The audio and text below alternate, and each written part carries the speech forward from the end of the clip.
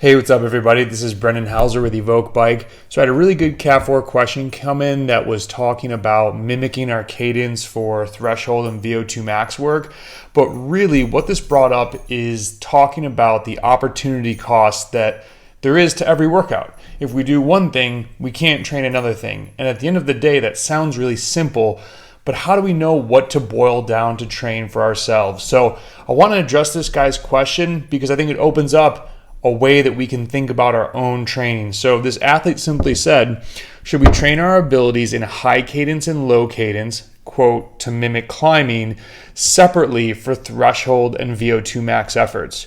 So there are studies all over the place talking about different cadence training, or you can look through PubMed for high torque cycling training. And there's other YouTubers like GCN, Dylan Johnson that have covered this in depth. So I'm not going to do that in this video. The conclusion is really that your normal cadence is the best one for you. And this could be affected by our fiber types that we have, whether we're more predominantly slow twitch, more predominantly fast twitch. But even if you train for a higher cadence and lower cadence, once you stop, you revert to your natural state. And that is what happens in training in general. We've talked about training anaerobically, and that if you need to produce more power through the glycolytic system, you're going to need to start training that just before races. You need to actually try to change your physiology to how you produce power, which is definitely more than just a few sessions. So for this athlete, we need to remember that if we're going to change something, we would need to consistently train it. 1 or 2 sessions over a month's time is probably not enough. So is it worthwhile for your discipline of cycling and your events to do a specific training? So for this athlete, I said, I would only mimic this if your races have those features in them. So low cadence and VO2 max, that doesn't really seem very applicable. It would be very hard training, but I can't ever see myself in a race putting out VO2 max efforts and having them be low cadence unless you were on some crazy steep climb. Now, there are athletes that talk about training VO2 max at a higher cadence to make it more aerobic. I still don't do that because I think that when you are training at such high intensities that are so mentally challenging, to add that other piece, you're not going to pedal that way on race day. So while you might get more physiological benefit, I think you take away the race specificity from that. And that's just my own theory of coaching and how I see myself as an athlete.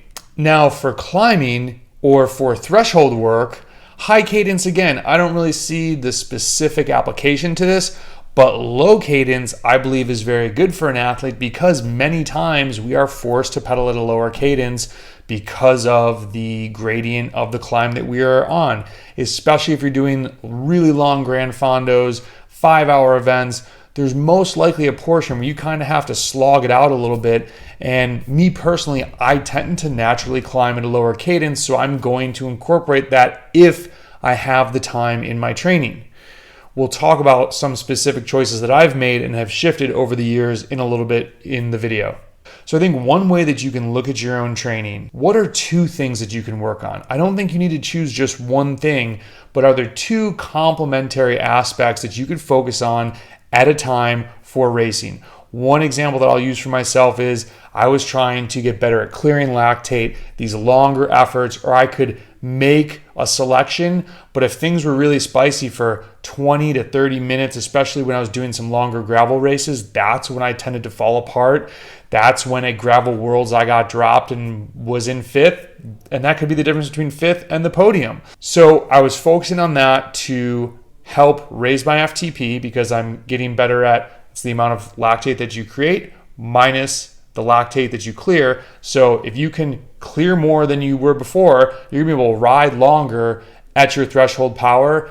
And for myself, on like 10-minute efforts, I was riding about 10 to 15 watts higher.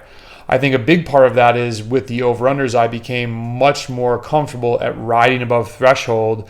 And then you're also getting some VO2 max work from the slow component, which Landry put a great blog out on that if you're unfamiliar with it. The other aspect of my training was just pure VO2 max work. doing classic 5x5 type intervals for the muscular component, but then also doing hard starts and some longer 8 to 9 minute ones to really work the cardiac side of things. Of course, the staple that needs to be in every training diet is endurance training. Now, let's say you might need some anaerobic training. You could do anaerobic training and then maybe something a little bit easier like supra-threshold work. Get some VO2 max work from the slow component as opposed to going all the way in and training at maximal aerobic power.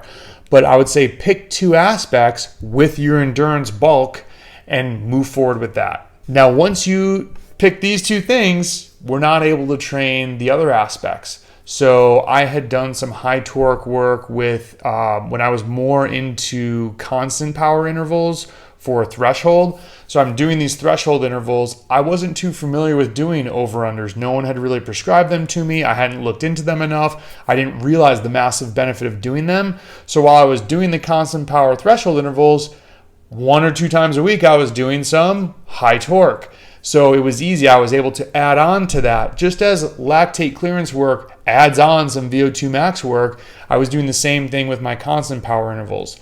Once I stopped doing those, I did start to notice from just doing over-unders that my ability to tolerate lactate when riding at 100 to 110% had decreased a little bit. It didn't take much for it to come back, but I did have to go and do some maintenance work on that. It just highlights that all of our training is this balancing act.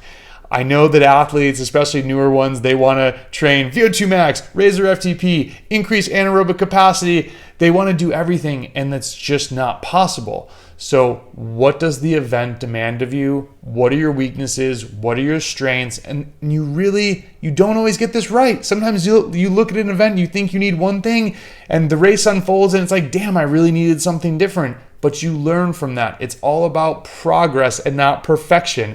So take your notes, look back, make a plan, and just focus on improving a couple things at a time. And so I think to this athlete's question, no, don't spend the time working on the cadence in these non-race applicable moments. More so, I would say, hey, take a deeper look at your training. What are the 2 things that you're focusing on and move forward with those. Please subscribe to the channel. Please tell a friend about the channel. Check out the blog. I'm going to post a link that has all of our links of free information. There are some paid plans on Training Peaks. We obviously are coaches as well. And at the end of these videos, I want to leave you with a bonus tip, and one that kind of stems from the Instagram post. As we are getting towards the holidays, start to implement good habits now. Start to implement, not having dessert every single day, but have one dessert during the week. When the holidays come and there's cookies and cakes and everything that you want to eat, have one of them. Don't have all 5 of them. Nothing tastes as good as fast feels, and dessert tastes really good, but staying in shape, being ready for your next workout, and not adding on the holiday pounds is so much more worthwhile than going crazy for 2 months, having it be January 7th, and you're wishing, damn, that high from the food is gone now, and look, I've just gained 7 pounds. Now you're trying to lose weight while you're really trying to build up. People are going to be racing before we know it. So don't put on that unnecessary weight. You'll be so thankful if you do not do that. Hopefully these tips helped you out. Good luck with your training. Hit us up if you have questions. We'll talk to you later. See ya.